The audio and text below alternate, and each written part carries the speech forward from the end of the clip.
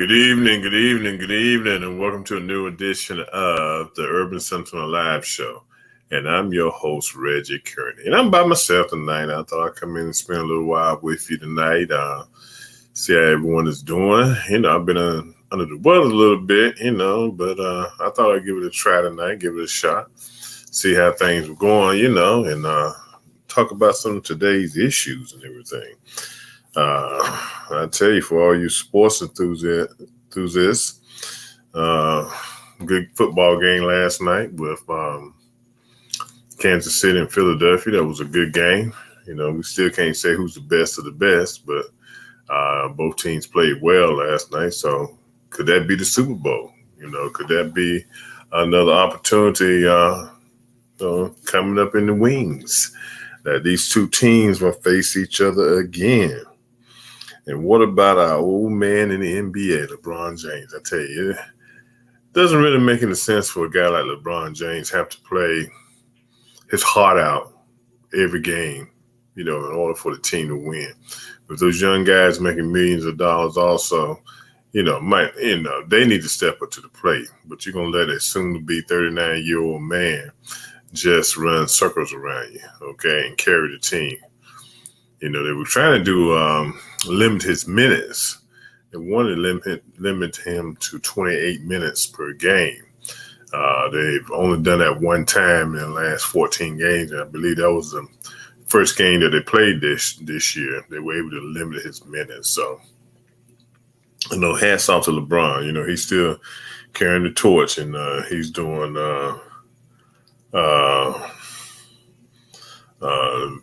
very well. So, those are the two biggest things, but if then you follow the New York Jets, they're talking about Aaron Rodgers is jogging and he's thinking about coming back, hopefully to come back to practice in 2 weeks, who knows? They better check him for drugs when he comes back. He's healing too fast. And then we don't know the extent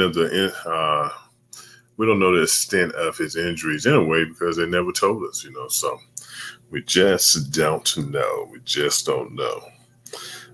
For you all that are into college football, the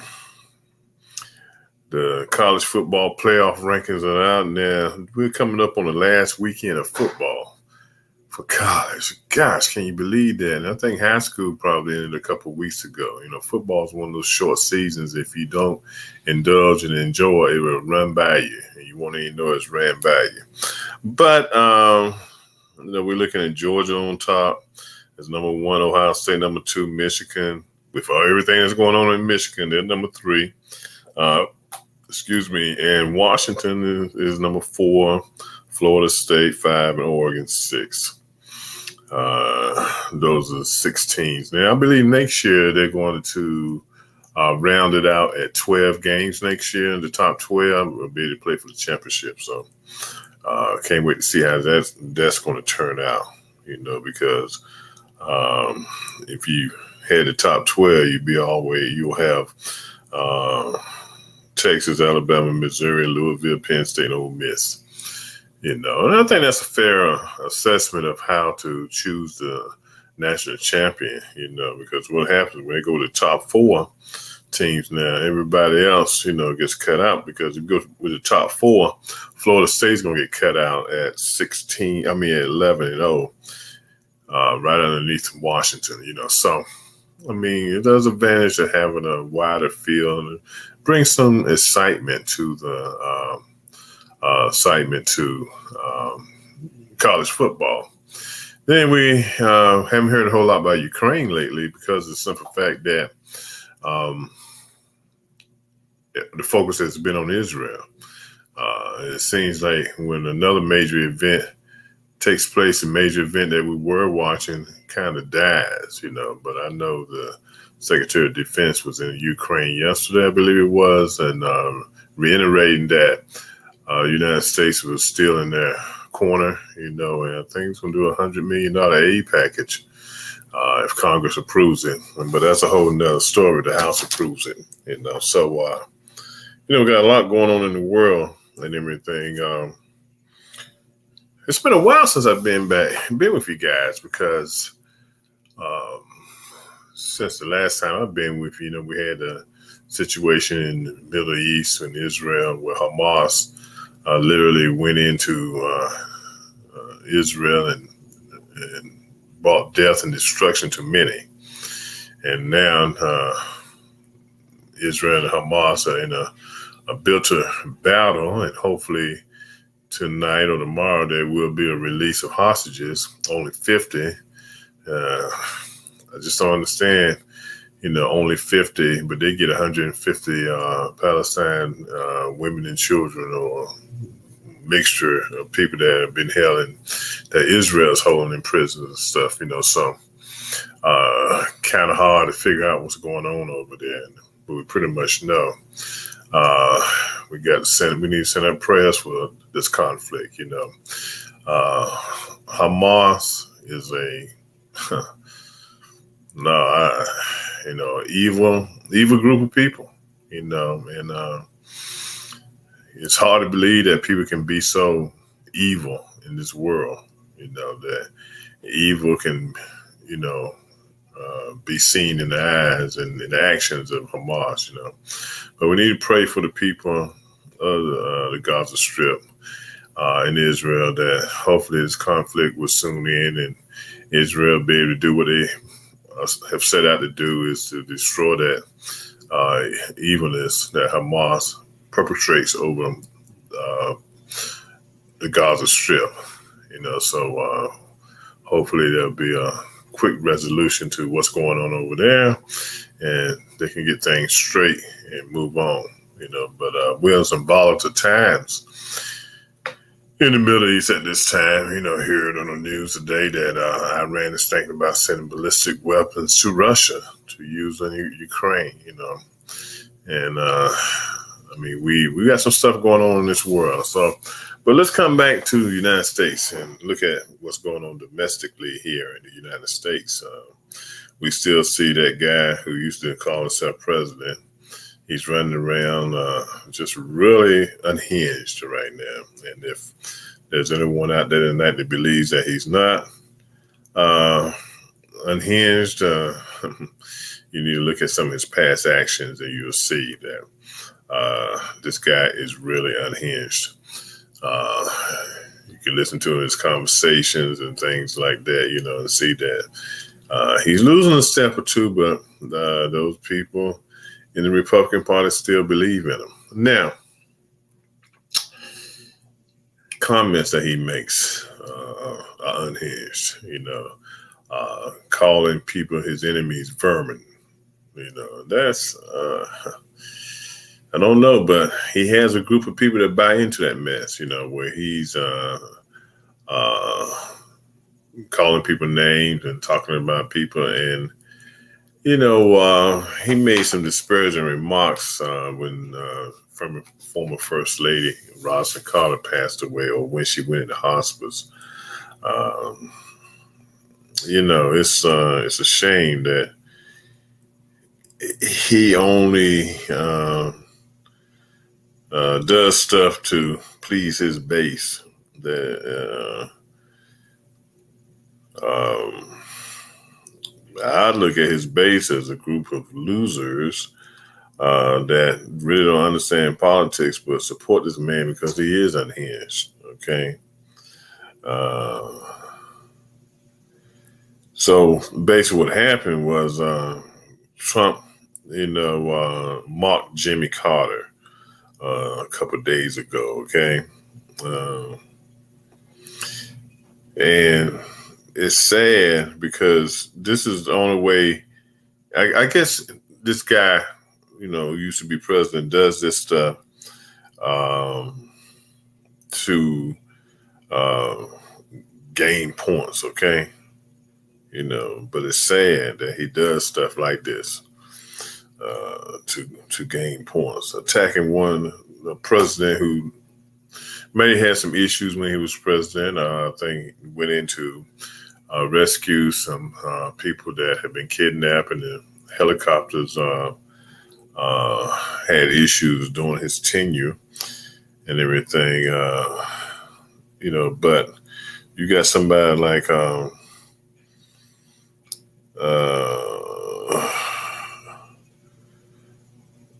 Trump, throws a jab at Jimmy Carter while criticizing Biden.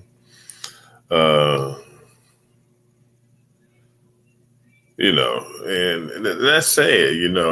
Here's a man who's in hospice, who's lost his wife, and you take the opportunity to take a jab at him, and that's how this guy acts. Okay, and so you must believe and know that he does have problems. Okay, and you really need to assess whether or not he's fit to run for president again. But Republicans think so. I mean, gosh. Guy has 40% approval rating, in the Republican Party right now, and everybody else is fighting to come in and be runner up to him, But hopefully, through all his legal woes, that this will slow him down, and maybe a couple of the cases might end up getting him put in jail, and we won't have to be worried about him no more. Because we really have to be concerned about his actions and his thoughts and the things he talks about as he prepares to, prepares to run, is running as he runs for president of the United States. And he's going to have an authoritative type of government where basically whoever gets in his way is going to be mowed down, okay, be bulldozed over, okay? And you don't want a person that who wants to run the government with an iron hand, because he's going to destroy democracy. Okay, and that's one of the things we have to be concerned with. His desire to destroy democracy. And we really got to be concerned about this. So people, as you look forward to 2024. Make sure your family, friends, grandma, and granddad, and everybody's registered to vote, because especially in swing states like your state, Mark, North Carolina. North Carolina's not even a swing state. They're controlled by the Republican Party now. They totally control. They got a supermajority, and they're definitely trying to break up that supermajority and all on those lines. But it might be a hard road. Like I've told you before, Reggie, several times. People talk about California and its diversity. North Carolina is the state that gave you, and I've said this on a couple of shows, both Terry Sanford and Jesse Helms. So we are definitely a slightly schizophrenic state. I know that people would say that Florida is schizophrenic because there are really three Floridas. There's Central Florida, there's South Florida, and there's that Northern Florida. So technically, if you want to go to the kind of the West Coast, there might even be four Floridas, but there are at least three separate Floridas. So Florida, even though it is a individual state, it might as well be three entities. And I would argue the same thing about North Carolina, because once you get past our urban areas, which are very democratic and very progressive, then you've got some deep country areas that are very pro-Trump and all along those lines. I was brought up on another show. I'd love to hear your thoughts around this. I was listening to NPR, and some people may say NPR is liberal or leftist, but they were talking about this notion of Trump and authoritarianism and whether he might be an authoritarian himself, because apparently he praised this Hungarian leader, got him confused with the Turkish leader, but he praised him and was talking about his views on migrants and his views on LGBT rights and a number of other things. So I was just wondering, because there is this theory, I'm hoping that I'm wrong, but there's a theory that if the old man go against each other and he wins a second term and does the Grover Cleveland, that he might decide to change rules. They were even talking about that he has some leaders in some terms of Supreme Court and other appointments that might give him more executive power should he become the president. So is this a fear of yours? Do you fear that we might give a monarchy in the United States should Trump win and go down a authoritarian path? Because I know some people even in the feminist movement that are afraid that they would argue that we're already heading towards a Handmaid's Tale. If you know that movie, and that he wins, we're definitely heading towards the Handmaid's Tale where women don't have much say of anything. So I was just wondering your take on that. Well, we are, like I was commenting before you came on, about the same thing. We are moving to an authoritarian form of government if he becomes elected, okay? And that conversation has been going on for probably the last month or so, just based on his actions and his conversations he had. Now, I haven't seen any proof of it. I've seen articles on it, and the articles really haven't had any proof. But there is a group of people that includes Steve Bannon and Steve Smith that are putting together a dossier of individuals who will support Trump and be loyal to him. Okay, they would do his bidding. Okay, they say they have a job bank of about 50,000 resumes of individuals that they have pre-screened that have supposedly signed a pledge of loyalty to Trump, that they would do his bidding. Now, Reggie, just really quick before you get into that, would the counter happen as well? Because as I know you're a student of history, I'm a student of history as well, and there was a time there was a organization. A lot of people will remember J. Edgar Hoover and the whole COINTELPRO and everything. So, if he should become a leader, do you think that he might also have not just a loyalist list, but a target list? Do you think he should have a list of people that he would be going after and get them any way that he can get them? Definitely have a target list. Let me tell you his first target list on his list. D.C., as you know, is a federal town, okay? The majority of the people that work for the federal government here in D.C. are black, okay? African Americans. He has a disdain for upward mobility of blacks, okay? The first thing he's going to do, the longer, I believe he would come in and try to downsize the federal government, okay? With no thought put into it, just downsize it, okay?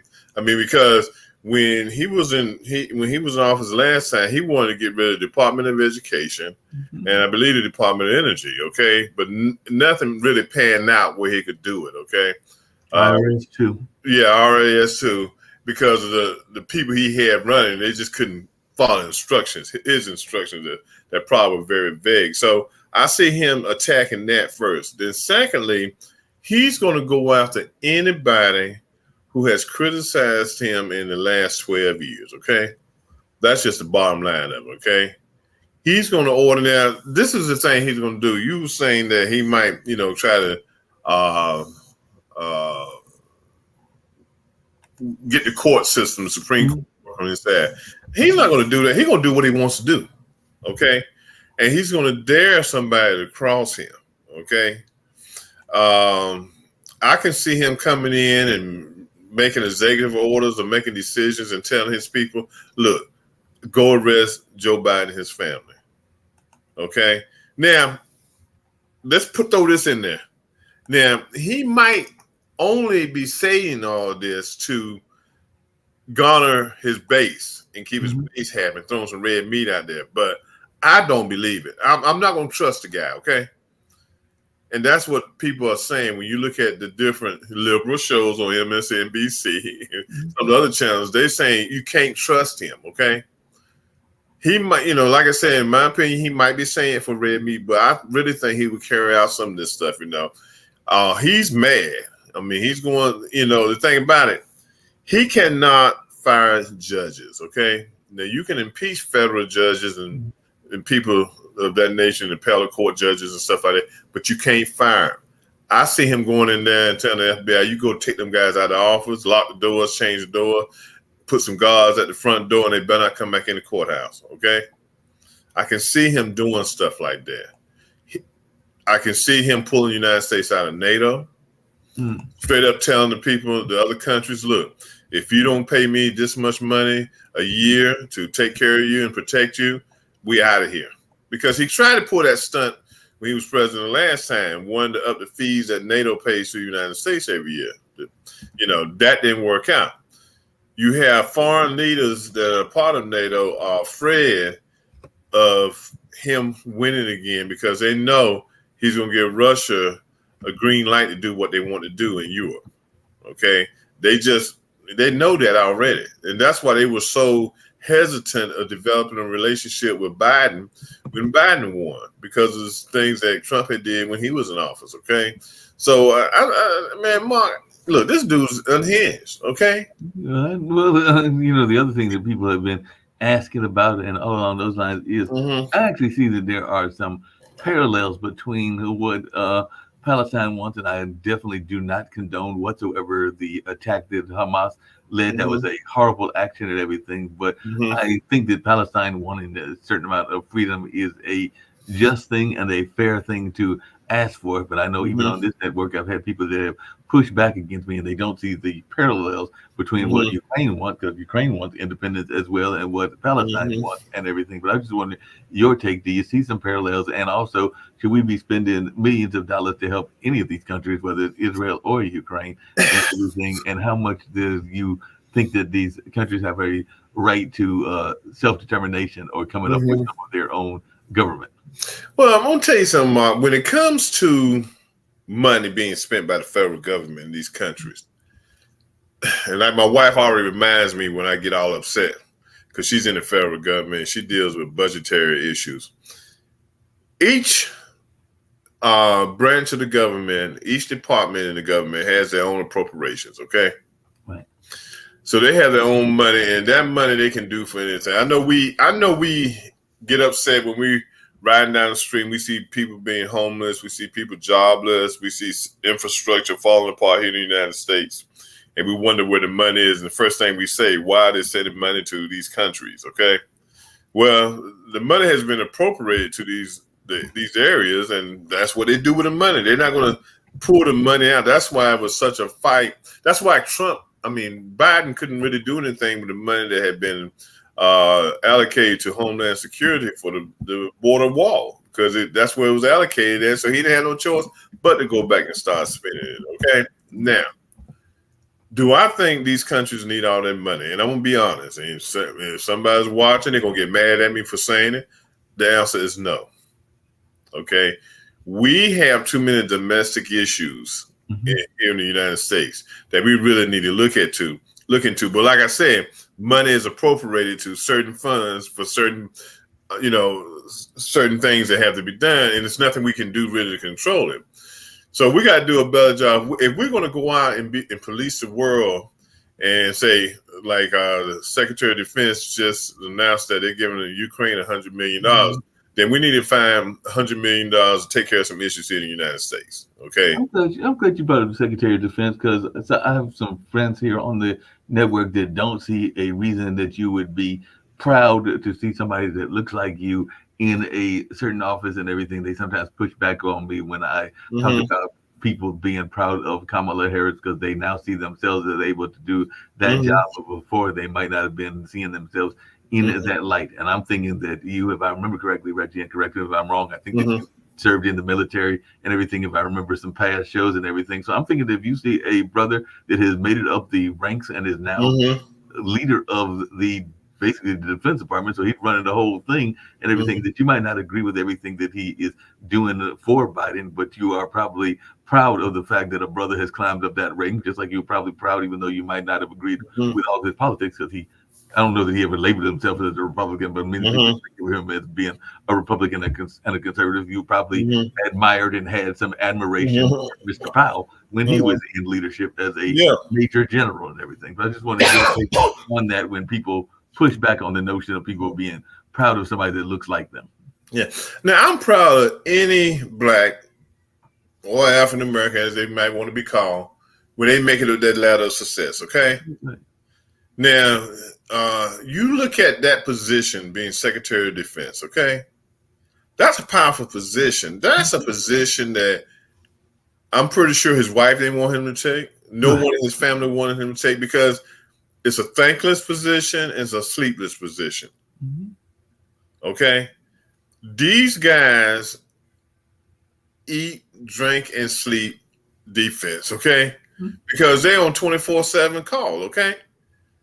Because you never know when something's going to break out in the world that's going to affect the United States. You got to react to it. Right. Along with the Joint Chief of Staff, he has to make decisions, okay, approved decisions that benefit the United States and protects the United States. That's a heavy load, boy. I'm tell you, I wouldn't want it. Okay, I would not want it. I had my niece's friend, her best friend husband used to be, and he's a young guy, okay? Used to be chief of staff for the Joint Chief of Staffs, okay? And he would prepare for the meetings and do everything they had him to do. He was sitting in the meetings. So we were at a cookout one day. I said, man, come on, man. You got to give me some inside scoop of what goes on in the meetings. No, they gotta zip it up now. I will say that sometimes they will spill some stuff out once it is public knowledge. Because I do have a cousin, I still have a cousin that made it up. He's in the civilian sector now, but he was made it up, I think, to lieutenant colonel because he was trying to get up to a certain rank, and whatever rank he was trying to get to, he got pushed back and never made it. But he served in that first war in the Middle East and everything when we went against I forgot who we were trying to get Bin Laden. It was the one before Bin Laden, Gaddafi, and some of those people in that and everything. And I do remember that after the invasion and after they had gotten into those castles and everything, that he did reveal because it was public knowledge by that time. He saw the gold bath. He saw the gold bathrooms and all of that. Yeah, stuff. he look my man. He would not tell you anything he heard with the Joint Chief of Staff. He said, "Excuse me, still got this cough." Yeah. He said that he heard stuff and saw stuff that none of us had ever seen or heard. Okay. Right. Those are the kind of decisions. So when a person gets in that position where he can do that, when Kamala Harris got to the position, like I said, none of us agree with none of everything that anyone does, okay? But I'm still proud of it. But when you go back and you look at the struggles that blacks have had here in America, first thing everybody said was slavery was this many years ago. I remind people that it was only in the early 60s that we got our voting rights and our civil rights. Okay? That ain't been long ago, okay? So you can't tell me that we need to just put everything to rest and forget and be happy, and whatever happens in the country, whoever gets elected, okay? We are still battling and struggling to make a difference in this country, okay? Well, I agree with you, but Reggie, one of the things that people have told me, even on this network, Pod TV and everything, and I'd love to hear your response, because we're similar age, but you might have me by a few years and everything. What do you say when people tell you to not play the victim card and everything? And I'm going I'm not playing the victim card. So what do you answer when people try to talk to you about a quote unquote victim card? Well, I kind of go off on them. I say it's not about being a victim. I said, first of all, I'm proud of my people for doing what they're doing. But I said we're still struggling here in America, okay? Now, let me tell you something. I'm going to give you a little nugget here. I bet many people don't know that Lowe's Building Supplies CEO is black. No, I didn't even know that. You dropping the knowledge for me. Okay. He's one of the most powerful retail executives in this country. Because Lowe's is everywhere, on every corner. Yeah, we got a Lowe's here in Durham. His core group of people that surround him and help him make decisions, okay, the majority of them are black, okay? He will be in that position as long as Lowe's is profitable, okay? Right. And they are a very profitable company. Okay, but nobody knows that, okay? Because a lot of these guys, they do what they have to do, and they do it quietly. Yep. Now down in North Carolina, half of them white folks knew that up in Wilkesboro, North Carolina, you got a black CEO of that company. They love going to get that wood and nails from. Most of them will probably stop going. But they can't go run to Home Depot either, because Home Depot has a core group of blacks that help run that company, okay? So I guess they start making their own nails and cutting their own trees down and making lumber, okay? But that's why there's a need for Black history, because there are a lot of nuggets out there that a lot of people don't even know. Okay, there are people. The CEO, and I don't know if she's still with them, the CEO of Walgreens is black. Wow. Okay, and one reason I happen to know all this and keep it with this, because I was in retail for many years, so that's why I got, I just kept up with, because to me, I was always proud to know that if I was with a company and the black was at the helm of it, hey, I'm all right with that.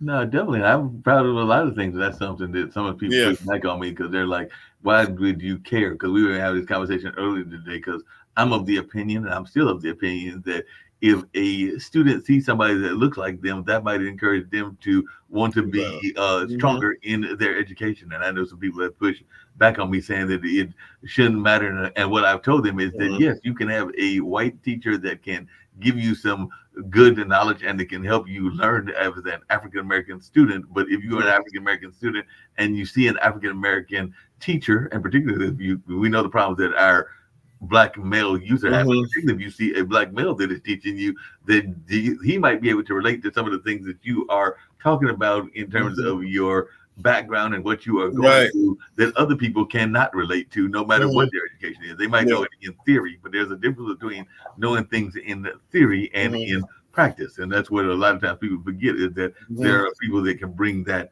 personal experience. A white woman can teach a brother to some math skills or some other skills, but I do think that there are times that it can enhance their education if they see somebody that looks like them and that they can relate to. Yeah. And, I don't think it's a conservative thing. I don't think it's a liberal thing. I think when it comes to white America, they feel like we should move on from the things of the past. Okay. When you look at when we got our voting rights in the 60s, early 60s, time has not passed by, and we need to continue to pound out our history in order to make sure that history doesn't repeat itself.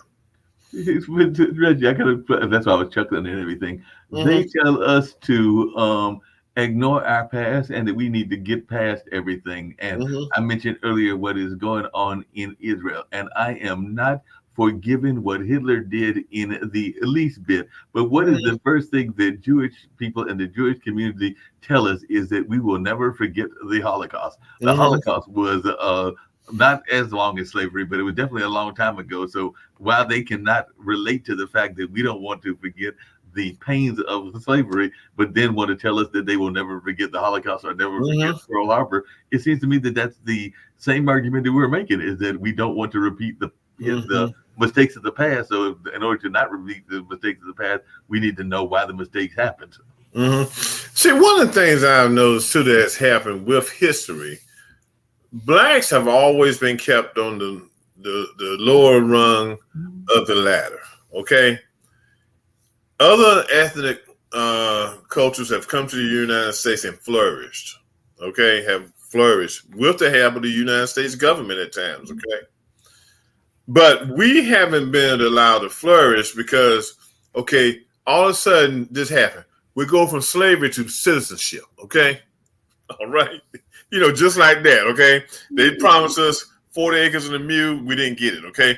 But we just went from slavery to citizenship, and we supposed to be happy. And so, look, y'all citizens of the United States, why should we help you all? You got the same opportunities we had. You just got to make that opportunity. Okay. And that's how we've always been viewed. No, but not only that, Reggie, they tell us not to, that we don't flourish enough in everything. But when we are in flourishing communities, because I know you've had some guests in the past, and we've definitely, me and you have talked about it before, when you are in places like a Durham that had its Black Wall Street, or a Tulsa, or a Wilmington, or a parts of South Carolina, or down there in the parts of Florida that had Black Wall Street and everything, you ram a you ram a highway through it, you bomb it, or you do everything else to destroy it. So you tell us to survive and to flourish, but when we do flourish, y'all are threatened by it, not just you, but those people that make those arguments, and they find ways to destroy it, either strategically through the institutions, because the highway is a federal program, so it's not accidental that a lot of these highways are run through our neighborhoods, or you do something deliberately, like go grab some bombs and literally bomb out a neighborhood and all in that space. So these things are done deliberately and all in that space, but people don't see that, or they don't want to see that. Now, I want everybody to go get this book right here, Built from the Fire. Okay, and it's by Victor Lukerson, and it's about Tulsa. Okay, he spent years putting that book together. He's a young man too. He's probably about in his late 30s, probably early 40s. Young brother who wrote that book. We had it going on at one time, but see what happened was white folks got offensive because in Tulsa they were losing business. We had our own funeral home, own hotel, own grocery stores. We had everything that we needed in our community. We weren't even bothering them. Okay, right? We were going by our business. But then when we stopped showing up at the movie theater and we stopped showing up at the grocery store, we stopped using the white funeral homes. Oh, they got mad. Oh, they done got uppity. But we had intelligence. They don't realize that when they pulled us out of Africa, they pulled out some very smart individuals that were doing stuff before they even started doing it. Okay. Yeah. No, no doubt. We were doing a lot of stuff before they did it because Yeah. sometimes they were stuck in the caves and everything. But to be perfectly honest, that was another conversation I was getting to you as Mm-hmm. well. But sometimes we are also our worst enemies because I know here in Durham, I know in Tulsa, and I know in a number of other places, sometimes we had some people that were being complicit or being collaborators that were some of our own as well. So we also, Yeah. and I'm not afraid to acknowledge that there were some as people like to use the term, some bad actors even within Mm-hmm. our own community, and we Mm-hmm. don't need to run away from that. And we sometimes even need to call out those people Yeah. that were in that space because we definitely had some folks that were they saw the Mm-hmm. green. I understand Mm-hmm. money is an important motivator, so they saw that green and they were like, "Hey, I'm about to get paid. I don't care what the rest of the neighborhood's about to happen. Mm-hmm. I'm about to get paid, and our family's about to get paid. Mm-hmm. Y'all handle it on your own. I don't care about y'all, even though I grew and helped you grow your businesses, but I'm about to get Mm-hmm. paid. So Yeah. we did have some folks that were complicit. And we still have that. When you look at the Ben Carsons of the world and New Good, how could But you say, how could any black person go work for the other guy who used to be in the office? Okay, I'm like this. Okay, you when it comes to your decision to support who you support, that's your business. Okay, as long as you're using the vote. Okay, because too many people fought to make sure we're able to vote. But sometimes common sense has to prevail, and you can't go work for everybody just because it's a prestigious organization. You can't do that. But you look at one alumni from I'm gonna tell you a good perfect example is alumni of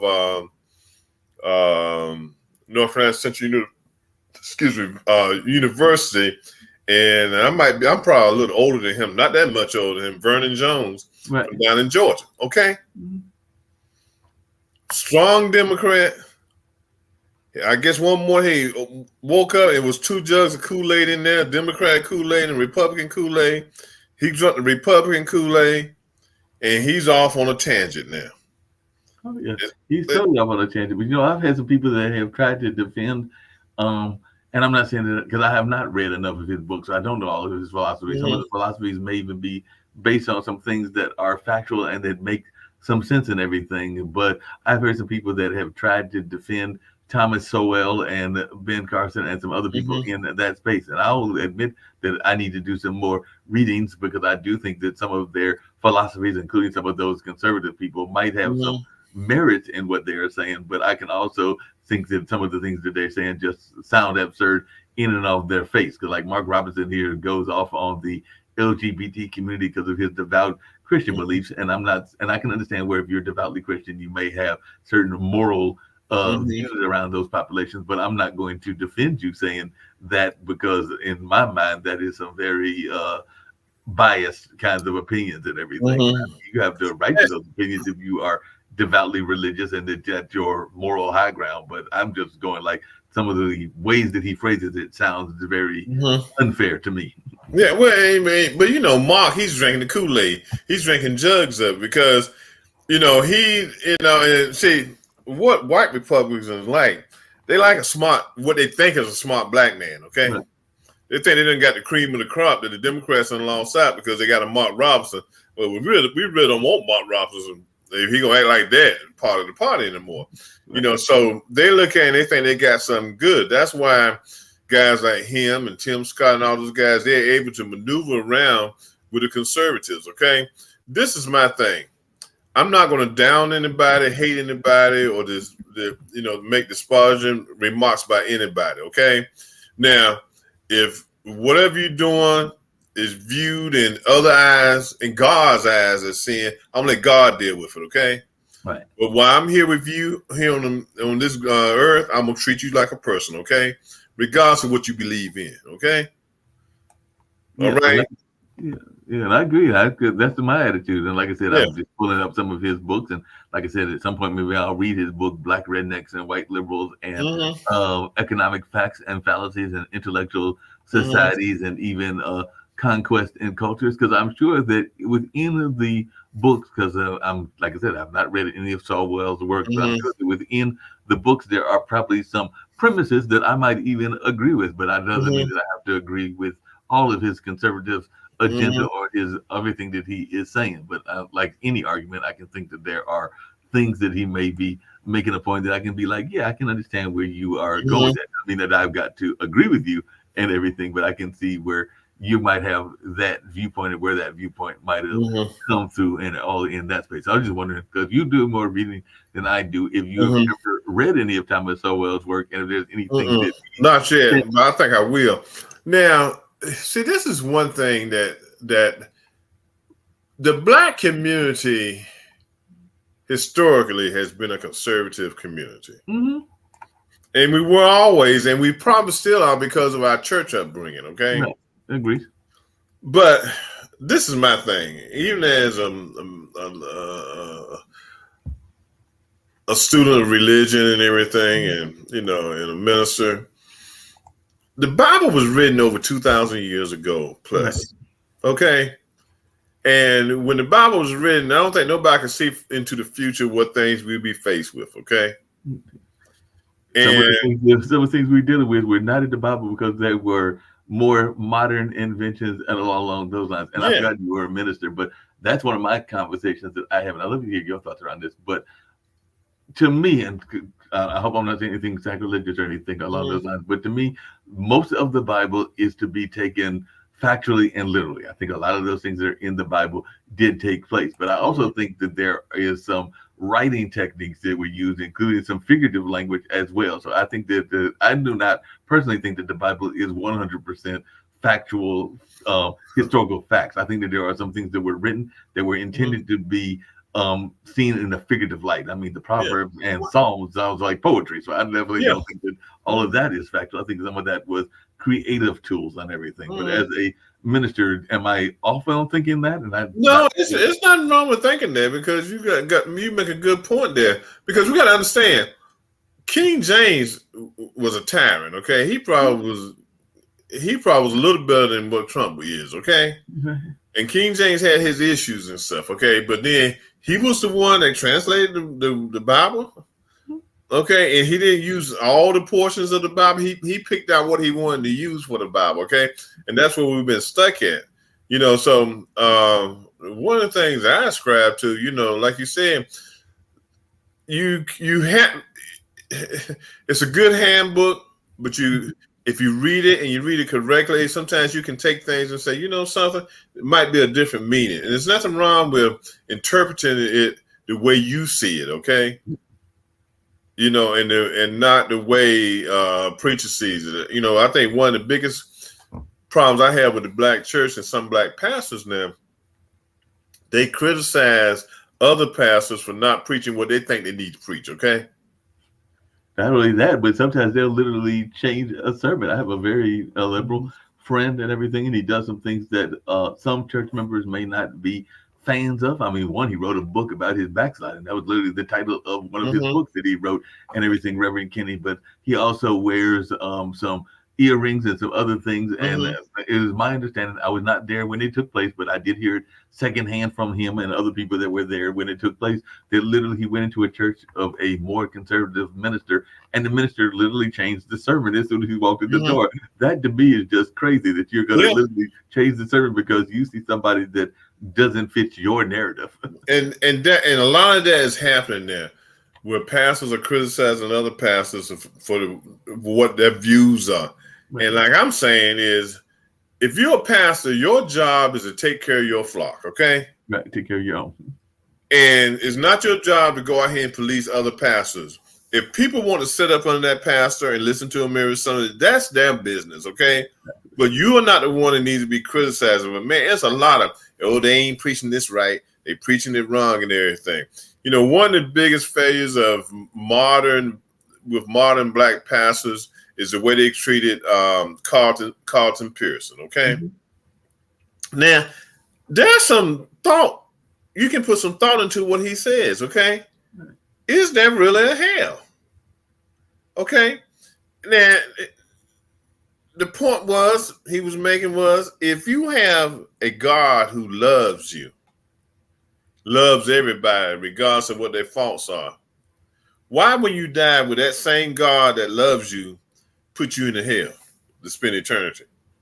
Yeah, and not only that, but it was my understanding. Like I said, I have not done enough biblical reading. I need to read the Bible more, and I do have a Mm-hmm. copy. Actually, I might have more than one copy in my house and everything. But I know Mm-hmm. that I need to do a better job of reading that powerful document and everything. But Mm-hmm. we all know that there are a number of groups, including some Christian nationalists and some racists, that have used that same story, ham, to justify some of Mm-hmm. the serious racism and everything. And so Yeah. we're seeing that as the reason. I want to say even the Mormon Church used it at one point to justify Mm-hmm. the reasons that they did not feel strongly about the African American community. Now, part Yeah. of our just be transparent, part of our leadership, Mm-hmm. that being Nick, is of Mormon descent, and even he says that those views have changed. And yeah, things can evolve Mm-hmm. over time and everything. So I've heard that not just from him, but other Mormons as well. But I do Yeah. know that even he acknowledges that that was problematic when they did it. Mm-hmm. So if a person loves somebody, why are you going to do that? So how you develop your thinking theologically is on you. Yep. Okay, and nobody should be open to credit, but these guys get criticized. I mean, from they took Carlton Pearson years ago, and probably was 10, 15, almost 20 years ago, and put him out the denomination and everything, but he stood on what he believed in and everything. New idea, new concepts and stuff. But people don't want to accept that. So, like I said, you find those conservative blacks, they be like, "Oh no, you can't change the word of God. You got to preach it like it's supposed to be preached." Okay, and that's how they act. It's a gentleman. They act that way, but then they also do some other crazy things. Because I remember when I Yeah. was standing at another apartment complex, not the one I'm currently in, but it was around the corner from a storefront type church and everything. And I'm sorry, I brought it up on a couple of other shows as well. I am not discounting that tongues happen and that some supernatural things can happen in the various Christian churches and everything. But I'm sorry, if the same guy runs around the same church at almost the same time on the same drum note, that sounds theatrical versus it actually being real and everything. And like I said, I am fully of the opinion that some people have the gift of tongues and that there are real conversations that take place with those gifts. But I also think that some people make dramatic presentations out of it as well. And they do, and I agree with that on that. It's like these healing services and stuff. And I'm like, come on, people, y'all, Lord have mercy. Y'all gonna follow these guys up after they done set the script up and did everything, done practice and everything. Y'all gonna throw y'all money around like that. And it's a lot of guys out here who've gotten rich off the backs of poor black people. My grandmother used to kill me when she was living. God rest her soul. She was a big Reverend Ike fan. She'd take her last $5 and send him to get a handkerchief that he called a prayer cloth. Not to get the handkerchiefs, some people still get those prayer rocks and everything else. But, I had a coworker recently. There's two things I was going to bring up before we wind up in about 10 minutes and everything. But two things I was going to bring up out of curiosity.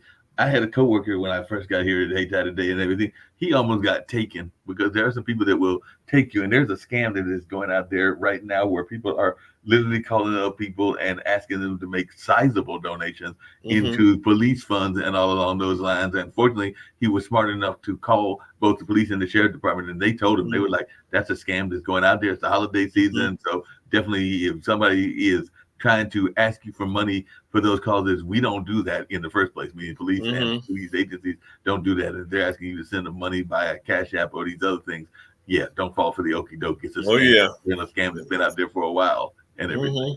Yeah, so it's crazy here. So, before we close down, another problem that's going on out there too, getting back to the orange here, is that blacks are disenchanted with Joe Biden and are leaving the Democratic Party. That's not a good sign.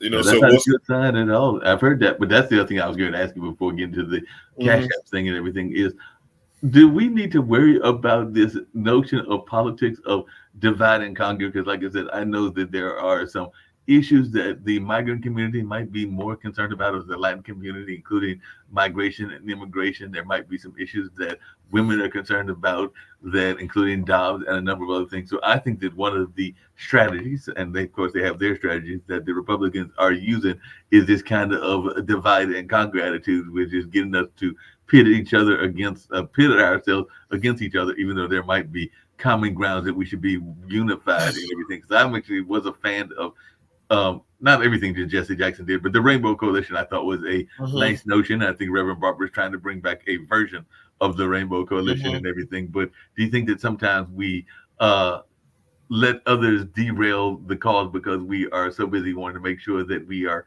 helping them in their cause? I think so, because I think what's happening in the Black community now is just Democratic fatigue, okay? And I think the reason it's happening is because for so many years we have been loyal to the Democratic Party, and we haven't reaped any benefits out of it.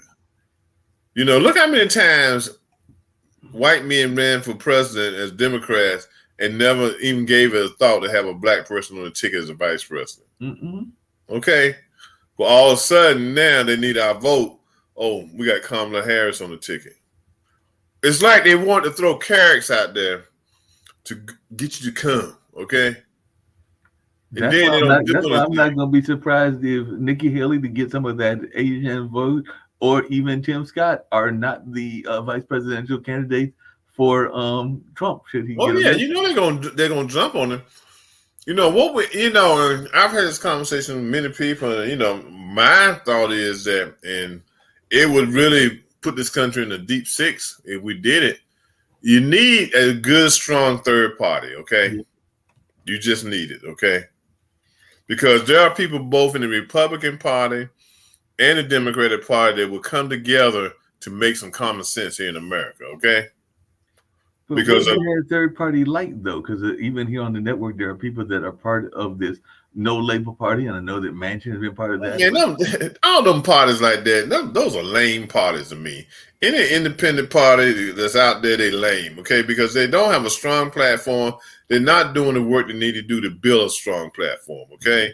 Because if you're going to do it, you need eventually maybe one or two presidential cycles down the road, be as strong and be as well developed as the Democratic Republican Party that makes them wake up and say, oh, look, we got some problems here. Because, I mean, other than, I don't see nothing the Democratic Party has done for me. They've done some things, okay? They got my vote, got my civil rights and stuff like that, But when it comes to concrete things, taking care of the inner cities and educational systems in these cities and stuff that are beat down, I don't see that happening. Okay. Immigration. I think the biggest ball has been dropped by the Biden administration, and he had given that to Kamala, is we have to get control of immigration in this country. We don't have a choice. But it seems like the Democrats keep kicking it down the road. Something has to be done. I know we are the land that, with the Statue of Liberty sitting out in the middle of New York Harbor. That's always been there. We are the land of opportunity. But we've got to figure out a way to make it either right, easier, or whatever you want to call it, to have people coming in this country. They can't keep coming in through the border like they're coming in. And that's an issue that has to be tackled. But, Biden, I think sometimes what gets caught up with either party is that everybody wants to bring that proposal to the table, but they don't want you to tweak it, okay? And so Biden hasn't brought his proposal to the table so they can work on it and tweak it. You might not get everything you want, but if you can get something that's going to make a difference, then you take it. Right. But we're beyond those days, But that's that notion of cooperative politics, and we've not been seeing enough of that, because I can definitely think of a time when there were people that were Republicans and Democrats, even different fringe parties and everything, and they would definitely disagree, but still, like you said, cooperate. But right now, it's extremists on a lot of the sides of the politics that have hijacked the argument, and I would argue is being hijacked on both the Republican and the Democratic side by some of those that are ultra extremists and everything. So I think that I wish that there was a time that it was similar, where people of different viewpoints could, like you just said, sit down, agree to disagree on certain things, but find that common ground. Yeah, even though, and hopefully this guy will not get reelected, but even when we get another Democrat, if Biden is able to get reelected, the same problems we have now, these problems are here to stay because the Republican parties are always going to see things the way they want, and Democratic parties are going to always see things the way they want. That's why I say a good, common sense third party would make changes in this country and get things on the right track again. Yep, we're gonna start the Reginald Party. So the Reginald Party will be starting. Hey, whatever they need to call it to get it right, because like I said, right now it stinks, and it's like, we are the lapdogs for the Democratic Party. We just follow them along. We just go in there and pull that leverage, Democrat, Yeah, and well, everything. That's what we do, and that's what they depend on us, Well, like I said on this show and other shows as well, that's frustration that I have is that a lot of people vote according to what the special interests tell them to vote, and then you ask them why they voted for that person. It's because this pack or that special interest told me to vote, because they get those nice little sheets that tell you which way to vote and everything. And I wish that more people were analyzing the vote and determining the reasons that they're voting. And that's on every level, both on the federal level, but all the way down to your local school board and some of your other local offices, because some of those offices are incredibly important, but we act like they're not important. Well, this has been a fun conversation. Everything. Oh yeah, most definitely. I enjoy talking to you, Mark. So I'm back on board, but let me see. Yeah, we'll be back on next week, the 28th, and everything. We're gonna do a couple more shows after 28th, wind down for the holiday, and get ready for 2024. Sounds good, and your numbers are doing good. Just to let you know, because I do get the Vimeo numbers, and I saw that one of the shows, I can't remember which one, was like in the top 10 or the top 15. So I do get to look at those. But how many people? How many people with that too? No, it was more than two, because actually the show I was on earlier, which was an extended show, there was a gentleman that jumped on from Norway and somebody else that jumped on from someplace else. So we're actually getting viewers from even other parts of the world. I saw on some of your shows there were some people from like Brazil and Canada and other places that are watching. So I know that they're up to the whole shows. All of them are running at around 2.3 or 2.5 million, but that means some of these shows are getting thousands, if not tens of thousands, because I do know that Nick and others re-air it even after we're done. So like this show will probably re-air a couple of times even through Thanksgiving. So yeah, there's more than two people watching. Well, I appreciate everybody who's out there watching us. We're trying to be informative, and if you're over on the show, listening to the show, just drop a message in the message box so we know that you're there and everything, So until next week, we'll find another topic to talk about next week. We'll find something to talk about. But until next week, I want everybody, if you're celebrating Thanksgiving on Thursday, enjoy yourself. Don't get too full, but really enjoy yourself, enjoy your family and everything. And I will see everybody next Tuesday night on Urban Sentinel Live. Sounds good. Take care now.